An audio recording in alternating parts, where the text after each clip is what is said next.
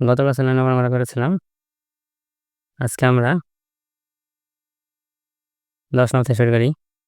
আমরা আগে প্রশ্নটা পড়ে নিই। বার্ষিক শতকরা ৮.৫ টাকা চক্রবৃদ্ধি মুনাফায় দেখো ১০,০০০ টাকায় ১০,০০০ টাকা ২ বছরের সববৃদ্ধিমূল এটা দ্বারা কি বোঝাইছে? মানে চক্রবৃদ্ধি মূলধন। সববৃদ্ধিমূল মানে মূল মানে কিন্তু আসল বোঝাচ্ছে সববৃদ্ধি মানে সববৃদ্ধি ঘটছে সুদসহ। মানে মুনাফা সহ কত টাকা হলো? মানে এক কথায় চক্রবৃদ্ধি মূলধনই বের করতে পারছে এখানে। আর চক্রবৃদ্ধি মুনাফা নির্ণয় করো। এটা আমার মনে হয় তোমরা পারবে। চক্রবৃদ্ধি একেবারে প্রথমের অঙ্কটা মতো চক্রবৃদ্ধি মূলধন বের করে নিয়ে সেখান থেকে যদি আমরা আসলটা আবার সরাই দেই এই যে এত টাকা, তাহলে কিন্তু আমরা চক্রবৃদ্ধি মুনাফা পেয়ে যাবো। এটা আমি আপনাদের উপরে ছেড়ে দিলাম, আপনারা একটু করে নিন। 11 নম্বরটা, কোনো শহরে বর্তমান জনসংখ্যা 64 লক্ষ। শহরটির জনসংখ্যা বৃদ্ধির হার প্রতি হাজারে 25 জন হলে 2 বছর পরে এই শহরের জনসংখ্যা কত হবে? এটা চক্রবৃদ্ধির সূত্রের সাহায্যে করা যাবে। দেখো 64 লক্ষ যে জনসংখ্যা, এখানে প্রতি হাজারে মানে 1000-এ 25 জন করে বৃদ্ধি ঘটায়। আর এখানে 2 বছর পরে শহরের জনসংখ্যা কত হবে? দেখো 1 বছর পরে একটা নির্দিষ্ট সংখ্যক তো মানুষ তো বৃদ্ধি করবে। প্রতি হাজারে দেখো 25 জন করে। তাহলে 64 লক্ষর মধ্যে কতগুলো হাজার আছে? ততগুলো 25 নাকি? যাই হোক, বৃদ্ধি ঘটার পর সেগুলো আবার এই 64 সাথে যোগ হয়। আবার পরের বছর কি হবে? ওইটার উপরে আবার এই হারেই মানে হাজারের প্রয়োজন, তাই না? আসলে বাস্তবেও কিন্তু জনসংখ্যা এভাবেই চক্রবৃদ্ধি আকারেই বাড়ে। এইজন্য এখানে এটা চক্রবৃদ্ধি সূত্র ব্যবহার করে করা যাবে। এটা এখানে P হলো এই যেটা, R হলো দেখো 1025 জন এটা। মানে হার, কি হারে বৃদ্ধি ঘটতেছে। এখানে R হলো এই যে 1025 জন মানে নিচে 1000 আর উপরে হলো 25 আর N হলো 2। এভাবে এই অঙ্কটা তোমরা করতে পারবে। যে এখানে বোঝার মতো আমি কঠিন কিছু দেখলাম না। আমি মনে করি যে এগুলা আপনারা একবার দেখলেই বুঝতে পারবেন। এইটা দেখি 12 নাম্বার। এক ব্যক্তি একটি ঋণদান সংস্থা থেকে বার্ষিক 8% চক্রবৃদ্ধি মুনাফায় 5,000 টাকা ঋণ নিলেন। ঠিক আছে। প্রতি বছর শেষে তিনি 2,000 টাকা করে পরিশোধ করেন। 2 কিস্তি পরিশোধের পর তার আর কত টাকা ঋণ থাকবে? ঠিক আছে, এই অঙ্কটা একটু দেখি। এখানে বোঝাইছে যে দেখো 5,000 টাকা ঋণ নিছে, ভালো কথা। আর প্রতি বছর শেষে 2,000 টাকা করে পরিশোধ করে কিস্তির মতো 2,000 করে দিতে থাকবে যতক্ষণ না এই ঋণের পরিমাণটা পরিশোধ হয়ে যায়। তাহলে 8% চক্রবৃদ্ধি মুনাফা এখানে ছিল। দেখো চক্রবৃদ্ধি মুনাফা যদি আমরা ঋণ নিই তাহলে কেমন সমস্যা পড়তে পারে এই অঙ্কটাও দেখলে বুঝতে পারবো। 5,000 টাকার 8% হারে বাড়বে। আর প্রত্যেক বছর 2,000 টাকা পরিশোধ করতে হবে। তাহলে 5,000 টাকার 8% কত হয়? ৫০ টা 40 মানে 400 টাকা। 400 টাকা। তাহলে ১ বছর পর চক্রবৃদ্ধি আকারে তো ১ বছর পর মানে ১ বছর কেন হিসাব করব? দেখো ১ বছর পরে যেই মূল ব্যালেন্সটা দাঁড়াবে ওইটার থেকে ২,০০০ টাকা মাইনাস হবে। আর যত টাকা অবশিষ্ট থাকবে সেইটা আবার পরের বছরে আবার এই হারেই গণনা করা হবে। তো কত হলো সুদ যোগ হয়। ওইটা আবার দ্বিতীয় কিস্তিতে আবার ২,০০০ টাকা সেখান থেকে মাইনাস হবে। এভাবে পরিশোধ হয় চক্রবৃদ্ধি সুদ। তাহলে ৫,০০০ টাকার 8% মানে ৪০০ টাকা। তাহলে আমাদের ১ বছর পর কত টাকা পরিশোধ করতে হবে? ৫,৪০০ টাকা। হ্যাঁ, ৫,৪০০ টাকা। কিন্তু ওই যে ২,০০০ টাকা কিস্তি অনুযায়ী দিয়ে দিবে। বছরের শেষে কিস্তি কি ২,০০০ টাকা। তাহলে ২,০০০ টাকা দিয়ে দিলে ৫,৪০০ টাকা থাকলে কত? ৩,৪০০ টাকা। হ্যাঁ, মুখে দেখো এটা আমরা হিসাব করে নিলাম যে ৩,৪০০ টাকা থাকে। তারপরে আবার সময় যেতে থাকলো ২ বছর চলল যখন, তখন কি হবে? এই যে ৩,৪০০ টাকা এটার উপর আবার 8% সুদ যোগ হবে, তাই না? এর চক্রবৃদ্ধিতে এরকমই। আসলের পরিমাণটা চেঞ্জ হতে থাকে। প্রত্যেক বছর শেষে যেটা থাকে সেটাই হবে আসল। তাহলে বছর শেষে যদি ২,০০০ টাকা পরিশোধ করে দিল তাহলে এখন ৩,৪০০ টাকা থাকলো, তাই না? এই যে ৩,৪০০ টাকা এটার উপর 8% কত হয়? ৩,৪০০ 8% মানে ৩ ৮ ২৪ আর ৪ ৮ ৩২ মানে ৭২ টাকা। ২৭২ টাকা, হ্যাঁ। তাহলে ৩,৪০০ আর ২৭২ কত আছে? ৩,৬৭২ টাকা।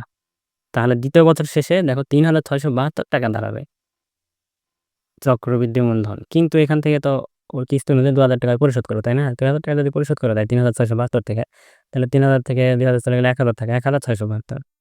হ্যাঁ, ১,৬৭২ টাকা দ্বিতীয় কিস্তি পরিশোধের পরও থেকে যাবে। ওইটা পরিশোধ করে দেয়। এখানে তো সেটা বলছে দ্বিতীয় কিস্তি পরিশোধের পর তার কত টাকা ঋণ থাকবে? ওমা! এটা তো মুখেই হয়ে গেল। ১,৬৭২ বা ১৬৭২ যেটা। তাই তো? এত সহজ অঙ্ক। একটু উত্তরটা দেখি তো। ও ঠিকই তো উত্তরটা তাই। এই যে। তো অঙ্কগুলা এত সহজ দিছে কেন বুঝলাম না। আচ্ছা, আ মনে হয় এটা তোমরা পারবা। কঠিন কিছু দেখছি না। আর আমি তো কমেন্টও পাই না যে আমি বুঝবো কি রকম সমস্যা আপনাদের। আচ্ছা। আচ্ছা এই যে আমি হিসাব করলাম শতকরা ৮% কোনটা? ৮%, 5%, 4%, 7%, 10% যত পার্সেন্টই হোক না কেন, মুখে হিসাব করা তেমন কঠিন নয়। আমরা সবসময় ক্যালকুলেটরের উপর নির্ভর হয়ে কিন্তু আমরা পারি না। এটা খুব সোজা। যদি সমস্যা মনে হয় তাহলে আমি এর জন্য আলাদা একটা ভিডিও দিব। যদি সমস্যা আপনার কমেন্টে জানাবেন, তাহলে আমি এর জন্য আলাদা একটা ভিডিও তৈরি করব যেটা দেখলে আপনারা মুখে কোনো সংখ্যার পার্সেন্টেজ বের করতে পারবেন খুব সহজে। বেশি সময় লাগবে না। যেমনটা আমি করতে পারতেছি। ১৩ নম্বরটা চলে যাই। ঠিক আছে? এখন দেখো একই হার চক্রবৃদ্ধি মুনাফা। তাহলে এটা হলো চক্রবৃদ্ধি মুনাফা হবে নাকি? চক্রবৃদ্ধি মুনাফায় কোন মূলধন কি হয়েছে ১ বছরান্তে সব বৃদ্ধি মূল্যে। মানে চক্রবৃদ্ধি মূল্যে নাকি? চক্রবৃদ্ধি মূলধন এত দাঁড়াবে ১ বছর পর ১ বছরের শেষে। এবং ২ বছরান্তে চক্রবৃদ্ধি মূল্য দাঁড়াবে এটা।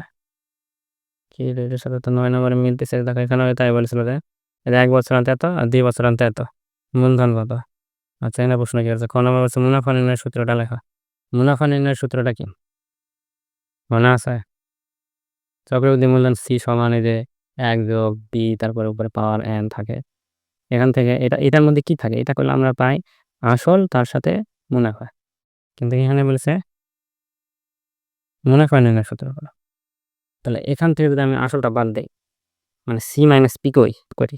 C হলো চক্রবৃদ্ধি এবং সেখান থেকে P প্রিন্সিপাল যদি বাদ দেই, তাহলেই তো আমাদের মুনাফাটা বের হয়ে যাবে।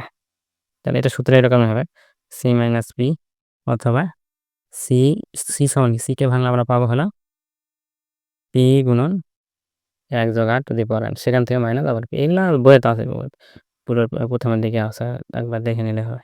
তাহলে এটা তো সূত্রটা লিখতে পারো। আর তারপর বলছে মূলধন নির্ণয় করো। এখন দেখো মূলধন মানে কিন্তু আসল ঠিক আছে কিন্তু এখানে সেই মূলধন বলতে কিন্তু চক্রবৃদ্ধি মূলধনকে বোঝাচ্ছে। কারণ উদ্দীপকটা খেয়াল করে উদ্দীপকে চক্রবৃদ্ধি কথা উল্লেখ করা আছে। এটা আমাদের খেয়াল রাখতে হবে। শুধু মূলধন দেখে আমরা কিন্তু এটা মনে করতে পারি যে সরল সুদের অঙ্ক নাকি? এখানে শুধু মূলধন বের করতে হবে নাকি? কিন্তু না। উদ্দীপকের দিকে আমরা খেয়াল রাখবো। উদ্দীপকটা দেখলে বোঝা যাচ্ছে যে এটা হলো চক্রবৃদ্ধি মূলধন। চক্রবৃদ্ধি মূলধনের সূত্রটা কি? ওই যে C সমান P ব্র্যাকেট দেন ১ যোগ R তারপর উপরে পাওয়ার n এগুলো জানেন আশা করি। তাহলে ওইভাবে আমরা মান বসিয়ে কিন্তু করতে পারি। একবারে ৯ নম্বরের মতো না। যদি কেউ এই ভিডিওটা না দেখে থাকেন তাহলে পুরো ভিডিওটা দেখে নেন। ওখানে আমি ৯ নম্বর নিয়ে খুব সুন্দরভাবে আলোচনা করেছি। ওটা কেউ বুঝলেই কিন্তু এখানে আপনারা মূলধনটা নির্ণয় করতে পারবে। আমরা এখান থেকে যে কিভাবে করেছিলাম যে এখানে এটা থেকে এটা বাদ দিয়ে আমরা মুনাফার পরিমাণটা বের করে নিছি। সেখান থেকে মুনাফার হার বের করেছি। আমার তো এখনো মনে আছে উত্তর বেরিয়েছিল ৪% মুনাফার হার। আর ওইটার সাহায্য নিয়ে আমরা মূলধনটা নির্ণয় করেছিলাম, তাই না? আমি ২ ভাবে দিয়েছিলাম যে ঐকিক নিয়ম, ওই যে প্রাইমারি লেভেলের নিয়মের উপর করা যাবে আবার যদি ইচ্ছা করে তাহলে সূত্র ব্যবহার করতে পারবেন। সূত্র ব্যবহার করতে পারবেন, সমস্যা নেই। যেটা আপনাদের ভালো মনে হয়। তো এগুলা আপনারা নিজেই চেষ্টা করবেন। আশা করি পারবেন। তারপর সমস্যা হলে একটু কমেন্ট করে জানান যে কোন অঙ্ক, কোন অধ্যায়, কোন টপিক নিয়ে আলোচনা করলে আপনাদের সুবিধাজনক হয়। অথবা শেষের দিকে বছর তাহলে তো অনেক কিছু পড়ে রাখছেন। এখন যদি এই অধ্যায়গুলো ভালোভাবে পড়ে রাখা থাকে তাহলে কিন্তু আমার খামোখা ভিডিও তৈরি করে লাভ নেই। স্কিপ করে দেন, সমস্যা কি? আচ্ছা লাস্টেরটা কি বলেছে? একই হারে উক্ত মূলধনের জন্য ৩ বছর পর সরল মুনাফার চক্রবৃদ্ধি মুনাফার পাওয়া তাহলে ওই একই হার মানে এখানে যত হার বের হবে তত পার্সেন্ট বের হবে ওই হারটা ব্যবহার করতে ওই হারে কি হয়েছে এখানে মুনাফা সরল মুনাফা পূর্বে অধ্যায় করেছে আইগল টু পিয়ার ওখানে সরল মুনাফা চক্রবৃদ্ধি মুনাফার সূত্রটা একটু আগে বললাম এটা বের করতে হবে চক্রবৃদ্ধি মুনাফা সবসময় বেশি হয় কারণ আমরা ভালো করে বুঝে গেছি যে চক্রবৃদ্ধি মুনাফাটা কিভাবে আসে এখানে চক্রবৃদ্ধিটা বেশি তার চক্রবৃদ্ধি মুনাফা যেটা বেরো সেটা থেকে আমরা সরল মুনাফাটা বাদ দিলেই পেয়ে যাবো পার্থক্য তাহলে ১৩ নম্বরটা অনেকটা সহজ গেল এগুলো নিজে একটু করবেন আর ১৪ নম্বরটা আজম সাহেব কোনো ব্যাংকে ৩,০০০ টাকা জমা রেখে ২ বছর পর মুনাফা সহ ৩,৬০০ টাকা পেয়েছেন। আচ্ছা সরল মুনাফার হার নির্ণয় করো। মুনাফার হার নির্ণয় করতে বলছে এখানে আর এর পরিমাণটা কিন্তু নাই। মুনাফার হার বের করতে হলে তো মুনাফাও তো থাকা লাগবে, তাই না? আমি তো ১ম এগুলা নিয়ে আলোচনা করছি যে ৪ টা উপাদান আছে। আসল, মনে করেন দেখেন আসল, তারপরে কি? মুনাফা, মুনাফার হার আর হলো সময়। এই ৪ টা থাকলে তো অঙ্কই শেষ। কিন্তু যেকোনো একটা উজ্জ্ব থাকে। আর বাকি ৩ টা দিয়ে প্রশ্ন করে যে ওটা কত ছিল। তো এগুলা একে অপরের সাথে সম্পর্কযুক্ত কারণ আমরা একটা মিসিং থাকলে আমরা খুব সহজে বের করতে পারি। সেখানে আরও ঐরকম আর সমান কি? আর কিভাবে বের করব? এখানে দেখেন এত টাকা রাখছে, ৳৩,০০০ আর হইছে কত? ৳৩,৬০০। তাহলে এখানে মুনাফা কত দিছে? অবশ্যই অতিরিক্ত ৳৬০০, তাই না বলো? আমরা একটু মুখোমুখি হিসাব করি। ক্যালকুলেটর সাইডে রাখি, কতগুলোকে সাইডে রাখি দেখো। ৳৬০০ তাহলে মুনাফা দিছে। এটা কি কত বছর? ২ বছরের জন্য রাখছিল বলেই কিন্তু ৳৬০০। তাহলে প্রত্যেক বছর কত করে আসছে? প্রত্যেক বছর তাহলে আসবে ৳৩০০ করে, তাই না বলো? তাহলে আমরা কত টাকা রাখলাম? ৳৩,০০০। এই ৳৩,০০০ কত সুদ পেলাম? ৳৩০০ বছরান্তে, ১ বছরে। এটা বছরেই তো মুনাফার হার বছরে হিসাব করা হয়, তাই না? তাহলে ৳৩,০০০ যদি ৳৩০০ হয়, তাহলে ৳১০০ কত টাকা দেয়? এটা তো মুনাফার হার, তাই না? তাহলে ৳১০০ কত হবে? 10%। তোমাদের হয়তো মনে হতে পারে যে এগুলো উত্তর আমার মুখস্থ। আসলে না, এটা আমি হিসাব করে বলতেছি কিন্তু তোমরাও পারবা এই পার্সেন্টেজ গুলো বের করা। খুব কঠিন নয়। ওই আমার মনে হয় এগুলো পারো। আপনারা পারেন এগুলা। আবার সমস্যা মনে হলে একটু কমেন্ট করেন। আমি এর জন্য আলাদা ভিডিও একটা তৈরি করব না হয়। তাহলে এখানে 10% পেয়ে গেলাম সরল মুনাফার হার। আর বলেছে কি? আরও ৩ বছর পর মুনাফা আসল কত হবে? আরও ৩ বছর। মানে এই তো ২ বছরের জন্য রাখছে। তাহলে আরও ৩ বছর মানে মোট ৫ বছর হচ্ছে না বলো? তখন মুনাফা আর আসল মিলে কত হবে? তাহলে আসল তো জানি, তাহলে মুনাফাটা বের করে নিই। এখানে দেখো ১ম টাতে আমরা হিসাব করলাম কত?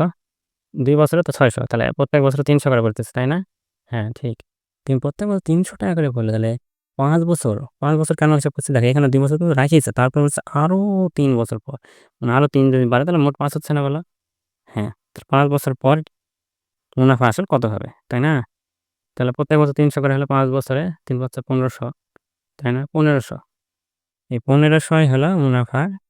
আর এখানে তো মুনাফা শুধু চাইনি। মুনাফার আসল মানে একত্রে। তাহলে ১৫০০ আর হলো ৩,০০০ মিলে কত হলো? ৳৪,৫৪৫ এইটাই হলো এই খ নম্বর উত্তর। এটাও তো মুখে চলে আসলো।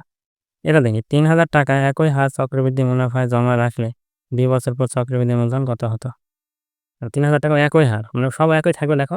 উপরে এটা কিন্তু সরল মুনাফা। সরল মুনাফার এটা হিসাব। আর এখানে বলছে যে চক্রবৃদ্ধি আকারে রাখতো। তাহলে কেমন লাভ হতো? বা কেমন সুদ বা মুনাফা পাওয়া যেত? তাহলে ওই একই হার। তাহলে ওখানে হারটা আমরা ক নাম্বার থেকে ব্যবহার করব। রাখলে ২ বছর পর চক্রবৃদ্ধি মূলধন কত হতো? তাহলে চক্রবৃদ্ধি মূলধন বের করার জন্য আমার তাহলে ওই পি আসল সেটা এখানে দেখুন দেওয়া আছে। মুনাফার হার আমরা ক নাম্বার থেকে পেয়ে যাব। আর সময় এখানে ২ বছর দিয়েছে। তাহলে জাস্ট সূত্রটা লিখে আমরা সমাধানটা করলেই হয়ে যায়। আশা করি এগুলা করতে পারবে। আমি তাই পরের অধ্যায়ে যাওয়ার চেষ্টা করছি।